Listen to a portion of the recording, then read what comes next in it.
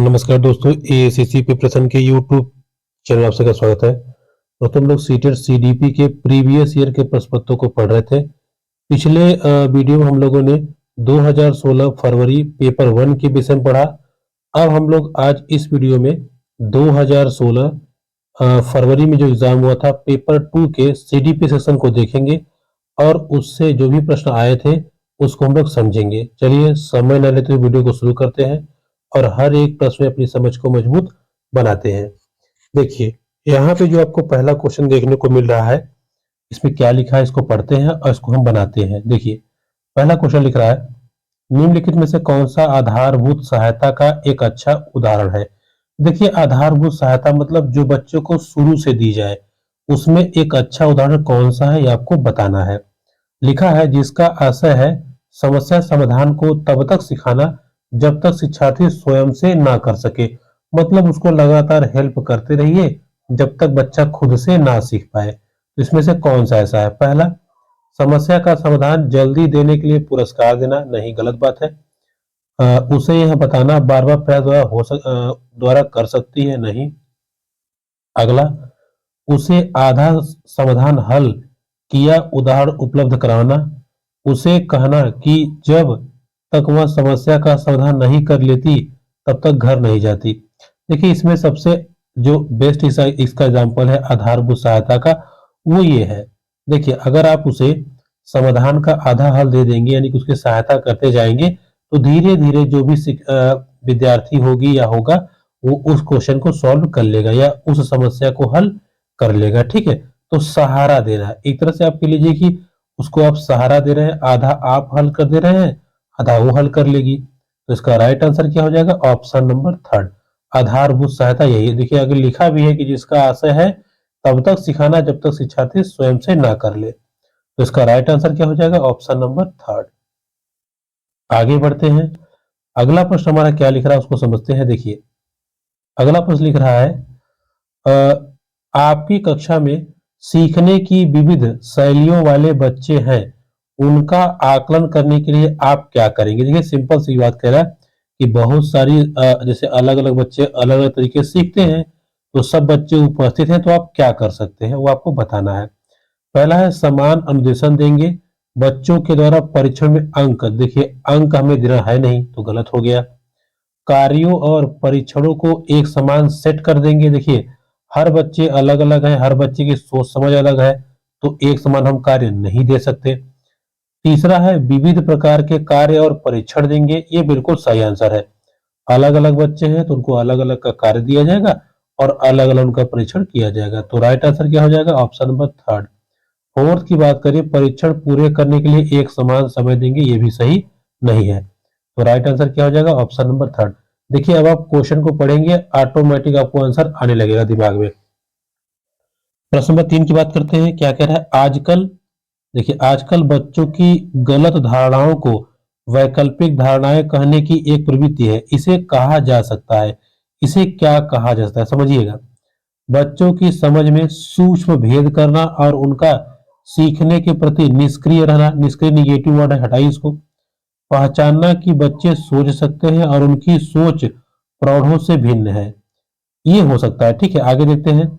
बच्चों की गलती की व्याख्या नहीं करना है, बच्चों को उनकी सोच में प्रौढ़ों के समान मानना है, ये भी गलत है। तो राइट आंसर क्या होगा? ये पहचानना कि बच्चे सोच सकते हैं, जैसे बच्चे अगर गलत कर रहे हैं कोई दिक्कत नहीं है, गलत करें, लेकिन इससे हमें ये समझ में आता है कि बच्चे सोच सकते हैं और उनकी ये सोच कहीं ना कहीं जो बड़े लोग होते हैं, प्रौढ़ लोग होते हैं, उनसे अलग होती है, या ये भी मान सकते हैं उनसे कम होती है। ठीक है, तो राइट आंसर क्या हो जाएगा? ऑप्शन नंबर 2, कि बच्चों में जो गलत अवधारणाएं हैं उसको हम वैकल्पिक मानते हैं। वैकल्पिक मतलब ये गलत नहीं है, इसको हम सही करके अपना काम कर लेंगे। तो राइट आंसर क्या हो जाएगा? Option number 2। प्रश्न नंबर 4 क्या कह रहा है? निम्नलिखित में से कौन सा एक माध्यमिक विद्यालय की कक्षा कक्ष में शिक्षक की भूमिका का सर्वोत्तम उचित वर्णन करता है। अच्छा, मतलब माध्यमिक विद्यालय में एक शिक्षक का सबसे सर्वोत्तम कार्य क्या होगा वो हमको बताना है। क्या कह रहा है समझिए। पहला, बहुपरिप्रेक्ष्य को निरुत्साहित करना, नहीं, गलत बात है। निरुत्साहित मतलब होता है डराना, ऐसा नहीं है। व्याख्यान देना, बिल्कुल नहीं। चर्चाओं के अवसर, देखिए आ गया ना, जहां आपको पॉजिटिव वर्ड मिल जाए राइट आंसर हो जाएगा। चर्चाओं के लिए अवसर उपलब्ध कराना, तो हमारा सही आंसर क्या हो जाएगा? Option number 3।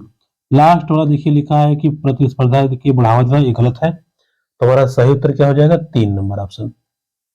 पांचवा प्रश्न पढ़ते हैं, क्या कह रहा है? अभिप्रेरणा और अधिगम के बारे में निम्नलिखित में से कौन सा एक कथन सही है? यानी कि अभिप्रेरणा और अधिगम के बारे में कौन सा कथन सही है? चलिए समझते हैं। पहला लिख रहा है अधिगम में प्रेरणा की कोई भूमिका नहीं होती। होती है भाई, तो गलत बात है। अधिगम केवल केवल निगेटिव शब्द हटाइए, गलत बात है। आगे कह रहा है कि अधिगम केवल तभी प्रभावी होता है जब शिक्षार्थियों में भीतरी प्रेरणा हो। ये बिल्कुल सही बात। देखिए, केवल अगर आप देखें तो इसमें भी है, इसमें भी है, इसमें भी है, लेकिन ये कह रहा है कि देखिए सीखने सिखाने की प्रक्रिया तभी प्रभावी होगी जब सीखने वाला बच्चा अंदर से प्रेरित हो, उसकी इच्छा हो, उसकी रुचि हो। तो ये हमारा बिल्कुल सही आंसर है। जब बच्चा अभिप्रेरित होगा या प्रेरित होगा तो वो अधिगम के लिए तैयार होगा। तो वही तो हमारा सवाल पूछा था कि अधिगम और अभिप्रेरणा के में निम्नलिखित में से कौन सा कथन सही है? तो थर्ड नंबर कथन बिल्कुल सही है। अधिगम तभी प्रभावी होगा जब शिक्षार्थी के भीतर सीखने की प्रेरणा होगी। तो राइट आंसर क्या हो जाएगा? Option number third. आगे बढ़ते हैं, प्रश्न नंबर 6 देखते हैं क्या कह रहा है। सीखने के बारे में निम्नलिखित कथनों में से कौन सा एक सत्य है? अच्छा, सीखने के बारे में कौन सा कथन सत्य है, इस पे हमें चर्चा करनी है या इस पे हमको डिस्कस करना है। चलिए समझते हैं और प्रश्न को हम बनाते हैं। देखिए क्या कह रहा है, देखिएगा।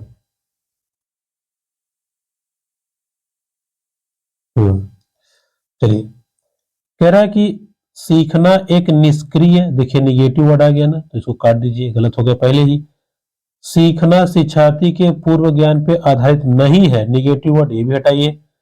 सीखना कौशलों के संचय के समान है। लास्ट ऑप्शन है सीखने को सामाजिक क्रियाएं सुविधा देती है, बिल्कुल सही बात है। सीखने सिखाने की प्रक्रिया में जो सोशल एक्टिविटीज होती है वो हेल्प करती है। तो राइट आंसर क्या हो जाएगा? Option number 4।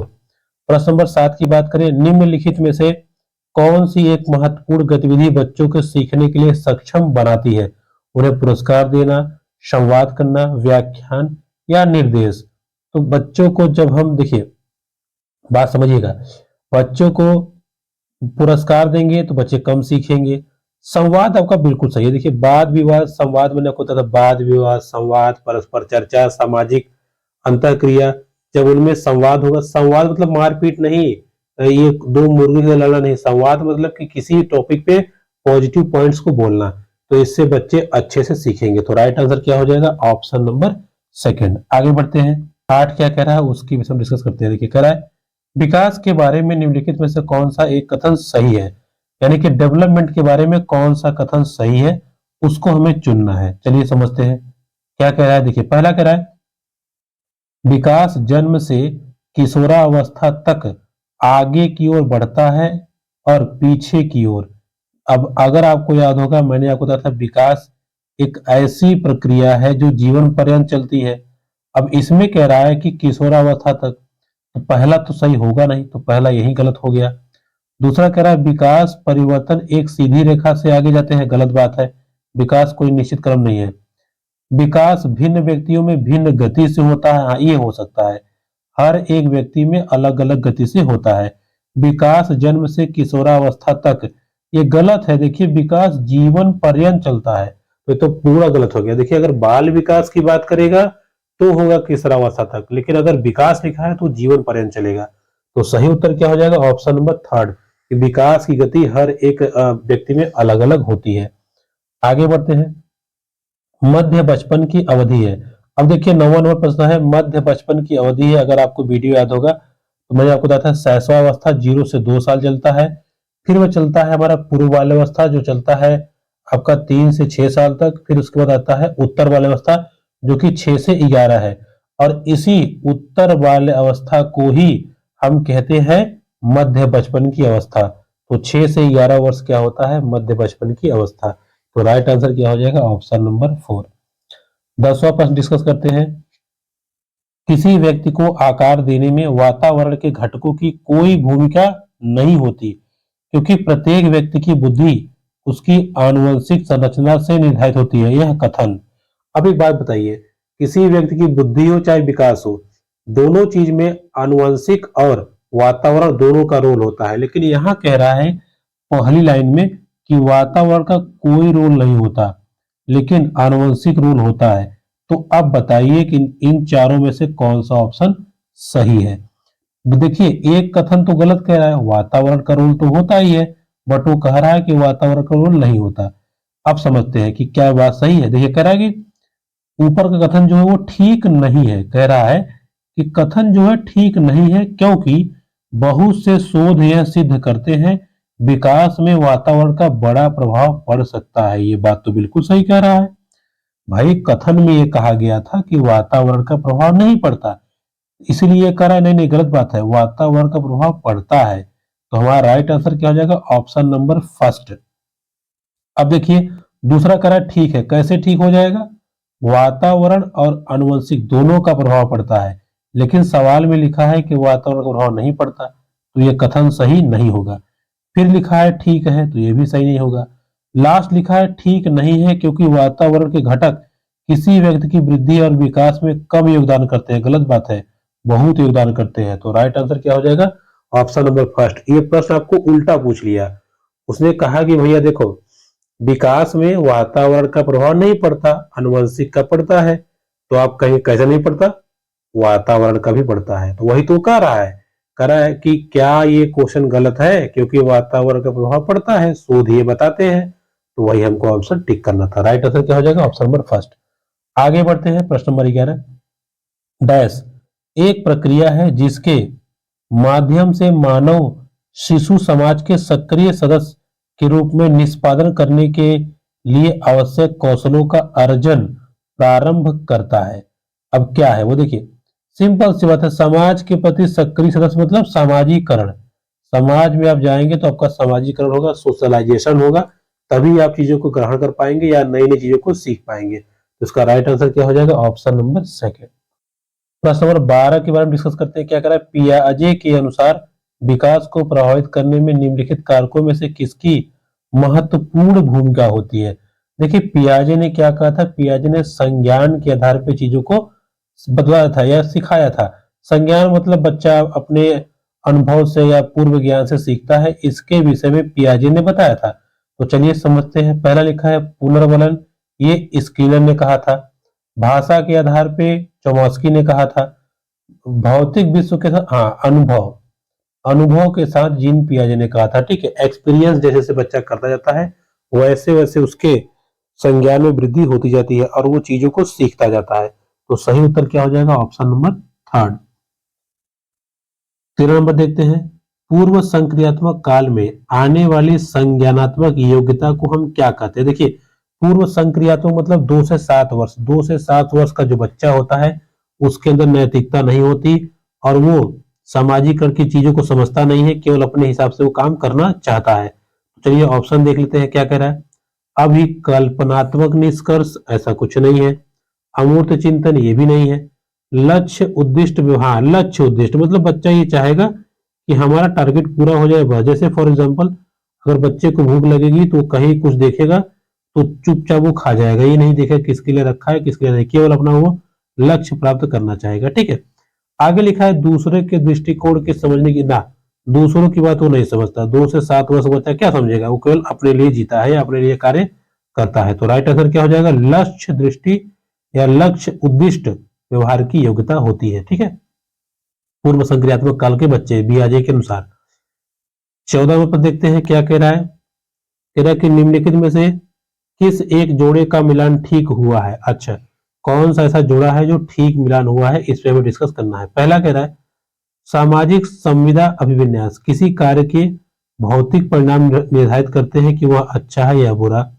दंड देना और आज्ञा पालन अभिविन्यास, नियम तय नहीं है। अरे भाई, जब दंड की बात है तो नियम तय कैसे नहीं होगा।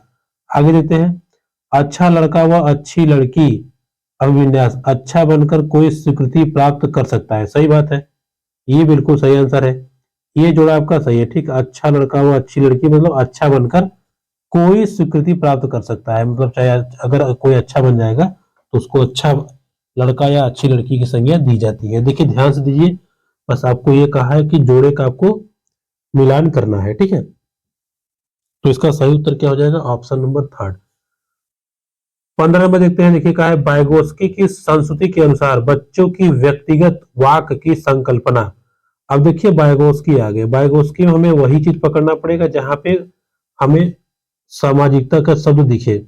लेकिन जरा ध्यान दीजिए, यहाँ पे कहा वाक, वाक मतलब बोलना, व्यक्तिगत वाक।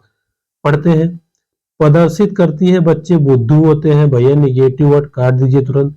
स्पष्ट करते हैं बच्चे अहम केंद्रित, गलत बात है। प्रदर्शित करती है बच्चे अपने आप से प्यार करते हैं, गलत बात है। लास्ट ऑप्शन स्पष्ट करती है कि बच्चे अपने ही कार्यों के निर्देशन के लिए भाषा का उपयोग करते हैं, ये बिल्कुल सही है, ठीक है। बच्चे व्यक्तिगत वाक मतलब अगर आपस में ही या स्वयं से बोल रहा है वो, या अपने से बातचीत कर रहा है, तो इसका मतलब ये है कि बच्चा अपने ही कार्य को करने के लिए या निर्देशन के लिए स्वयं की भाषा का उपयोग करता है। तो इसका राइट आंसर क्या हो जाएगा? Option number 4। अगला प्रश्न हमारा क्या कह रहा है? वाइगोत्स्की के अनुसार सीखने को पृथक नहीं किया जा सकता। आप बताइए, वाइगोत्स्की ने सीखने के लिए किसको आधार माना था? समाज को। तो सामाजिक संदर्भ में, ठीक है।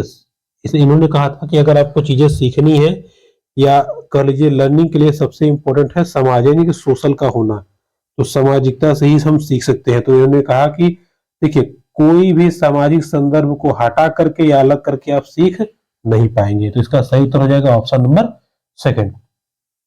17 नंबर देखते हैं, प्रगतिशील शिक्षा से अभिप्राय है या प्रगतिशील शिक्षा में अपरिहार्य है कि कक्षा कक्ष, यानी कि एक प्रगतिशील शिक्षा में कक्षा कक्ष कैसा होना चाहिए ये आपको बताना है। पहला, शिक्षक के पूर्ण नियंत्रण में, बिल्कुल नहीं, शिक्षक के नियंत्रण में नहीं होता। लोकतांत्रिक होता है, बिल्कुल सही बात है। प्रगतिशील एक शिक्षा एक ऐसी शिक्षा व्यवस्था है जो लोकतांत्रिक होती है तथा साथ ही साथ बच्चों को पर्याप्त स्थान दिया जाता है बैठने के लिए, वो बैठ कर आराम से पढ़े। लोकतांत्रिक मतलब ये है बच्चे किसी भी स्तर का किसी भी लेवल का क्वेश्चन पूछ सकते हैं, टीचर्स उनको डांटेंगे नहीं बल्कि उनकी समस्या का समाधान करेंगे। तो सही उत्तर हो जाएगा ऑप्शन नंबर 2। प्रश्न नंबर 18 देखते हैं क्या कह रहा है, निम्नलिखित में से कौन सा एक उदाहरण भाषाई बुद्धि को दर्शाता है? देखिए भाषिक बुद्धि वाले व्यक्ति को कौन दर्शाता है ये हमको पहचानना है। क्या लिखा है? तर्क की दीर्घ श्रृंखलाओं को संभाल सकने की योग्यता, शब्दों के अर्थ और क्रम तथा भाषा के विविध प्रयोगों के प्रति संवेदनशीलता, ये बिल्कुल सही है। यानी कि अपने शब्द पे, क्रम पे तथा कौन सी भाषा कब कैसे प्रयोग करनी है उसका अगर किसी को पूर्ण ज्ञान है तो यही होता है भाषिक बुद्धि। भाषिक बुद्धि मतलब भाषा का ज्ञान। तो सही उत्तर हो जाएगा ऑप्शन नंबर सेकंड। आगे बात करें तो स्वर, राग, सूर के प्रति संवेदनशीलता, ऐसा कुछ नहीं है, संगीत थोड़ी ना कहा है, वो भाषा कहा है। ध्यान देने और दूसरों में अंतर करने की योग्यता, ये भी नहीं है। तो सही उत्तर हो जाएगा ऑप्शन नंबर 2। आगे बढ़ते हैं, प्रश्न नंबर 19 देखते हैं क्या कह रहा है। भाषा, केवल लिख दिया भाषा, अब आपको बताना है भाषा क्या? विचार प्रक्रिया का निर्धारण नहीं करती, निगेटिव वर्ड है। विचार प्रक्रिया को प्रभावित नहीं करती, निगेटिव वर्ड है। हमारी विचार प्रक्रिया को पूरी तरह से नियंत्रित करती है, नहीं, गलत बात है। लास्ट ऑप्शन है हमारी विचार प्रक्रिया को प्रभावित करती है, कौन? भाषा। हम कैसे सोचते हैं इस पे उसको इफेक्ट करती है। अगला प्रश्न 20 नंबर, तेरा कक्षा 8 की एक पाठ्य पुस्तक में इस प्रकार के चित्र हैं, शिक्षिका एवं घरेलू काम करने वाली के रूप में महिला जबकि डॉक्टर एवं पायलट के रूप में पुरुष। इस प्रकार चित्र से बढ़ सकती है या बढ़ सकती है? पुस्तक में क्या कहा गया है? पुस्तक में ये छापा गया है या दिखाया गया है कि जो शिक्षिका है और घरेलू काम जो कर रही है वो महिला है, बल्कि डॉक्टर, पायलट ये सब क्या है? पुरुष है। इसका क्या मतलब है भाई? इसका एक ही मतलब है, लैंगिक भेदभाव। बस आपको वही ऑप्शन ढूंढना है और वही हमारा सही आंसर हो जाएगा। चलिए देखते हैं कौन सा है। पहला लिख रहा है कि लिंग सशक्तिकरण नहीं, लिंग रूढ़िवादिता, यही है, ठीक है। ऐसा माना जाता है कि जो महिलाएं हैं वो काम करने के लिए या थोड़ा बहुत बच्चों को पढ़ाने के लिए ही बनी है, बाकी अन्य काम के लिए नहीं। ये कौन सी व्यवस्था है? बहुत पुरानी व्यवस्था। तो उसका सही उत्तर हो जाएगा लिंग रूढ़िवादिता। आगे बढ़ते हैं, अगला है हमारा 21 नंबर प्रश्न, क्या कह रहा है? शिक्षार्थियों में बहुत सी भिन्न विभिन्नताएं होती हैं, इनमें किसके किनके लिए शिक्षक को संवेदनशील होने की आवश्यकता है? देखिए, उनमें बहुत सारी भावनाएं होती हैं, लेकिन टीचर को उनके साथ सेंसिटिव होने के लिए किन बातों का ध्यान रखना है? यहाँ पे दो बातें दी गई हैं, आपको बताना है कि पहला, संज्ञानात्मक क्षमताओं और सीखने के स्तरों पे आधारित भिन्नताएं, बिल्कुल आपको एक्टिव रूप से बच्चों के साथ जुड़े रहना है, ये देखना है कि वो कैसे सीख रहे हैं, उनका लेवल क्या है। दूसरा कह रहा है भाषा, जाति, लिंग, धर्म, समुदाय की विविधता पर आधारित भिन्नता है, बिल्कुल सही बात है। इस बात पे आप ध्यान दीजिए, कौन बच्चा किस परिवेश से आया है, कैसे संदर्भ से आया, उसकी भाषा क्या है, इस पे भी आपको विशेष ध्यान देना पड़ेगा, तभी विद्यार्थी चीजों को सीख पाएंगे।